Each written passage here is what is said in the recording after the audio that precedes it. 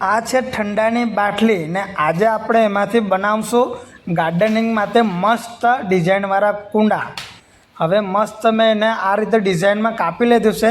મારી વાઈફે પેઇન્ટિંગનું કામ લીધું છે, એ મસ્ત પેઇન્ટિંગ કરે ને ફૂલ કલર કરી નાખ્યો ને હવે એક દિવસ સુકાયું પછી તેને મસ્ત ડિઝાઇન બધું આપવા લાગી, જેમ કે ઢીંગલા ટાઈપ એ રીતે બધી ડિઝાઇન ઉપર આપવા લાગી, તમે જોઈ શકો।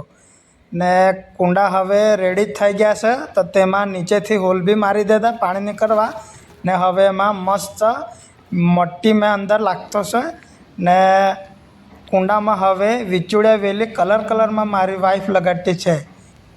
આ છે કુંડાનો ફાઇનલ લુક। જ્યારે હવા ચાલશે ને ત્યારે એના ડોકા ઉપર નીચે થશે ને બહુ જ મસ્ત દેખાય।